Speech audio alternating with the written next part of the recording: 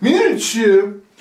تمام شما ایورسیایی که منو سابسکرایب دارین، تک تکتون که دارم نگاه میکنم خیلی جذابید. یه ستاره این مال خودتون. ولی وقتی میری کنار یه دختر یه حرفایی که نباید بزنی و میزنی و کل ماجرا رو خراب میکنی. همه چی ظاهر نیست، همه چی جذابیت و ستاره بودن نیست، اخلاق هم خیلی مهمه. و امروز من اینجام تا 9 تا چیزو بهت بگم که کنار دختر نباید بگی، که اگه گفتی باید اون دختر رو ببوسیش بذاریش کنار. پس خیلی سرعتی و خیلی سریع میریم تو کارش. شماره 1. سلام خالی، چطوری؟ چه خبر؟ فلان، این چیزای معمولی خیلی ساده.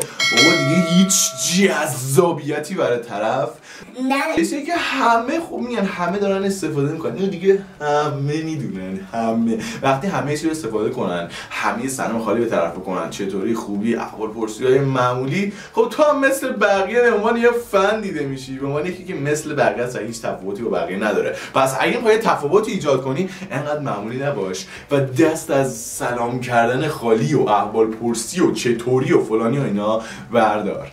شماره 2. وای مغزم منفجر میشه. تیکه های مسخره. میره طرف میگی شماره بتم پاره کنی. میره جمعه از دختران تچف یکی از اون ساده بزغاله بغایی. بابا ولم کنید این مسخره بازی ها، این پوچ بودن رو بذارید کنار. این هیچ جذابیتی برای دخترها نداره و فقط شما رو مسخره‌تون میکنن. دوست داری مسخره بشی؟ دوست داری یکی کوچیک ببینتت و فقط بزنه تو سرت؟ نه، تو یه مردی و باید بالا بگیری خودتو. پس این تیکه های مسخره، این پوچ بودن بازی ها رو بذار کنار و دیگه اصلا این چیزا، این تیکه های مسخره که داره دختر استفاده نکن. شماره 3. بحثای مورد علاقه خودت. چرا وقتی دختر برای بار اول دیدیش چیزی که تو دوست داری باید برامونم جذاب باشه، میری شروع میکنی بحثا که خود دوست داری برای طرفت میگی، شواف میکنی، فکر کنی الان خیلی جذبت میشه. نه، فقط نگاه به ساعتش میکنه که چرا این تموم نمیشه، چرا نمیمیره من از کنارش برم، چرا نمیمیری تو. ببین دقیقا همین حرفو داره بهت میزنه و تمام چیزی که تو ذهنش میگذره همینه و فقط دوست داره اون موقعیت رو ترک کنه بره. پس شواف، بحثی که تو دوست داری، این که بخوای فقط چیزی که خود دوست داری رو به طرفت القا کنی و فکر کنی خیلی جذابه، نه. یه نباید خیلی بزرگ، یه نباید اینطوریه که نباید اصلا کنار یه دختر استفاده بشه، اونم مخصوصا وقتی برای بار اول داری میبینیش. شماره 4. میشه ببوسمت؟ What the hell؟ با چرا اصلا همچین حرفی تو باید بزنی؟ طرف 2 ثانیه از دیدی شناختیش، رفتی باهاش صحبت کردی، اوکی، مکالمت شکل گرفته، بازم اوکی. چرا بهش میگی میشه ببوسمت؟ بعد میری تو صورتش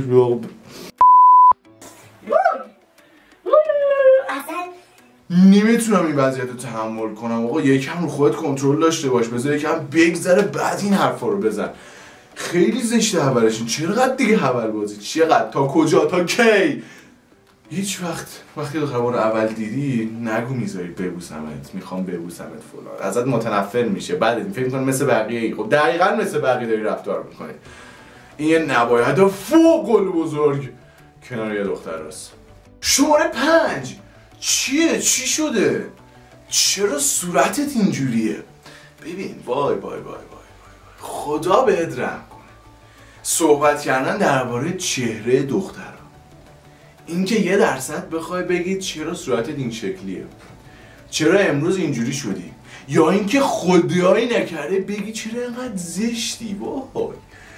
وای قلبم گرفت. ببین قشنگ چپ و راستت میکنه، چپ راستم نکنه انقدر استرس میگیره، انقدر خوشو تو آینه نگاه میکنه که ببینه چی شده، دیگه اصلا به تو فکر نمیکنه و تمام ذهنیتش میشه صورتش. و اینکه تو صورت من چی دیدی، نکنه اتفاقی افتاده، نکنه چیزی هم، نکنه فلانی ها، نکنه واقعا چیزی هست. ببین صحبت کردن درباره صورت دخترها یه خط قرمز خیلی بزرگه. پس هیچ وقت درباره صورت دختره میخوای نظرم بدی، نظر خوب بده، ولی هیچ وقت نظر بد درباره صورت هیچ دختری نده. هیچ دختری never ever. شماره 6. باز دوباره این موقع ماه شد. باز دوباره باید نازش رو بکشم. ببین خودت می‌دونی دارم در با چی صحبت میکنم. وقتی عادت ماهانه یه دختر سر میرسه، وقتی پریوده، خیلی باید بیشتر بهش توجه بشه، خیلی بیشتر نیاز به احساسات داره و احساساتش درگیر میشه. وقتی تو اینجوری باهاش صحبت کنی که بگی وای دوباره این موقع ما شد، دوباره باید نازتو بکشم، دوباره فلانی بیساری، یکی از بدترین کارهایی که یه پسر میتونه در حق یه دختر انجام بده و واقعا میشکنتش، داغونش میکنه و هیچ وقت دیگه به تو حس خوبی پیدا نمیکنه. پس این دوران هم میتونه موقعیت خوبی برات باشه که طرفو جذب خودت کنی، هم میتونه بدترین دوران زندگیت باشه که دیگه اون دختر بهت حتی فکر نکنه و دیگه نذاره تو هم بهش فکر بکنه، کلا از زندگیت بره بیرون. پس این دوران رو جدی بگیرید و اگه یه جنتلمن واقعی هستی هیچ وقت این جمله رو به زبونت نمیاری و این یه نبایت خیلی بزرگه که هیچ پسری نباید تو هیچ کدوم از رابطه‌هاش از این جمله استفاده بکنه، حتی اگه خیلی از اون دختر عصبانیه. پس این یه مورد رو حتما کنترل کنید. شماره 7 همه‌شو خوردی؟ چرا اینقدر چاقی؟ چرا اینقدر هیکل داغونه؟ ببین خودتو مرده فرض بدون، تموم. اینکه بخوای به دختر بگی چرا اینقدر داری غذا میخوری، چرا اینقدر داری علوونه میخوری، فلان میخوری، چرا اینقدر چاقی، از هیکلش بد بگی، اوی تمام. یعنی بیچاره بدبختی. وقتی یه دختر اینجوری بخوای تعریف کنیم، بخوای از بدیهای بدنش بگی، از چاق بودنش بگی، از اینکه چقدر غذا میخوره، قیده هم خودتو بزن همون دختر رو، تموم. دختر خیلی هم چاق باشه باید بهش بگی توپار، تموم شده رفت. پس حرف این که چقدر چاقی و چقدر غذا میخوره اینا هیچ وقت به زبونت نیاد که تموم کارت و دیگه اون دختر رو باید پشت گوشت ببینی، تموم شده رفت. و اما شماره 8، آره اکس من اینجوری بود، اکس من اونجوری بود، مثل تو نبود فلان باشه، این کار انجام بده، انقدر گیر بده. ببین صحبت درباره اکست تخریب کننده 100% رابطه است. چطور درباره اکست صحبت کنی؟ چون دختر درباره اکست صحبت کنه و کلا رابطتون رو تمام از هم میپاچونه. پس اینکه اکس هم اونجوری بوده، اکس هم فلان جوری بوده، اکست هر جوری که بوده، آقا این دیگه اکست نیست، این یه دختر جدید تو زندگیته و باید با اخلاق و رفتار این دختر سازگار بشی چون دوستش داشتی و باهاش رفتی تو رابطه. پس اینکه اکس هم اونجوری بوده، اکس هم این کارو میکرده، اکس هم فلان بوده، اکست هم بدیهای خودشو داشته، اگه راست میگی بدیهاش هم بگو. پس اگه با دختری هیچ وقت درباره اکست صحبت نکن. و اما شماره 9 و آخرین مورد، میخوام از شما ای ورسیو تو کامنت برام بنویسید. من 8 تا مورد از نبایدایی که باید به دختر بگیم بهتون گفتم. به نظر شما شماره 9 چی میتونه باشه؟ و نهمین گزینه که نباید به دختر بگیم چی؟ همین الان برام کامنتش کن. مرسی از همتون که تا آخر ویدیو همراه من بودی. این 8 تا نکته خیلی آموزنده بود.